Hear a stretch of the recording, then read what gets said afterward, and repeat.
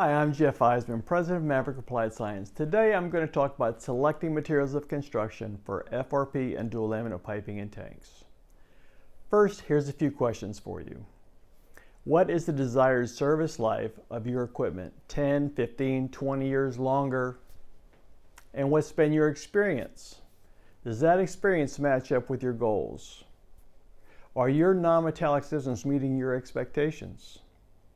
I know that's a lot to unwind there. I'd like to share some of my observations and discussions in the plants over time. A significant amount of time is spent in developing equipment specifications for capital projects. Typically, the process and materials engineers put their heads together to select the most appropriate materials of construction that satisfy the design conditions and the operating environment of the process system that will ensure reliable service. They consider constructability, reliability, cost, and other supply chain concerns. When equal weight is applied to all areas, typically the performance goals for a given system are met or exceeded. This is a common process for most projects and materials, not just the non-metallic ones. When these priorities get out of balance, that's when we begin to see performance problems for FRP and dual laminates. This can occur in a number of ways. Budget pressures and schedule make up some of the leading culprits that challenge both quality and performance. I mentioned specifications earlier. Once the equipment specification is going out to bid, sometimes we'll get a call from the project team saying the manufacturer says they can save 6 or 7% on cost if we approve a resin change from resin X to resin Y. Is that okay?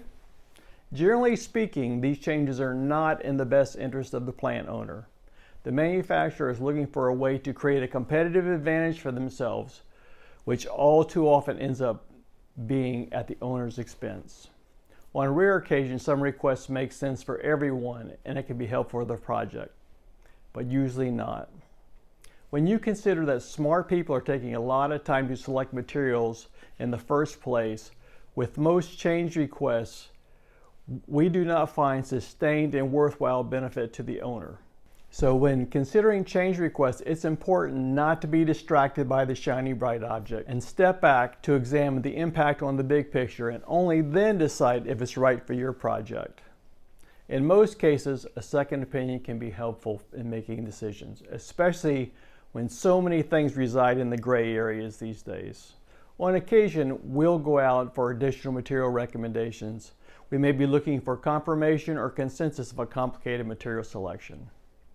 There have been times in the selection of resins or thermoplastic linings when we have received recommendations from 3 different technology resources for 3 completely different materials.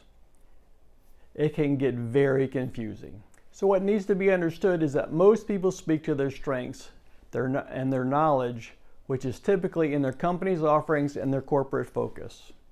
This leaves you and your materials consultant to sort through the feedback, determine what makes the best sense based on your priorities. This is a critical task for any project. So as an example, we may receive recommendations for a dual laminate lining, with one being polypropylene, a second being CPVC, and a third being ECTFE. All of these may be technically correct based on the books or case histories. What may not be shared is that one material may have an expected service life of 7 years, another of 11, and another of 15 or even 20 years.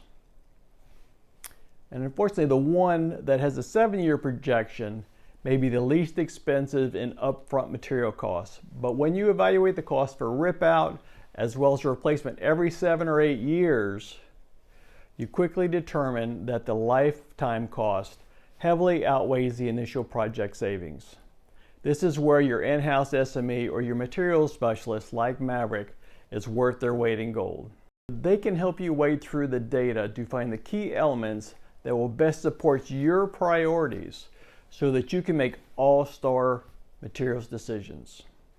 Remember, material recommendations to start with were equal to fill in the blank are never a good recommendation. Material recommendations should be supported by data and case histories which demonstrate suitability and reliability in the intended process environment. To talk about your upcoming material decisions, give us a call. We're here for you and always happy to share our thoughts and experience. So I hope you find this helpful. Also, go to our website and check out the Loss Production Manifesto. It's a detailed review that provides a roadmap to help you succeed on your FRP projects. Search MaverickAppliedScience.com/manifesto to get it. And of course, keep an eye out for our next video.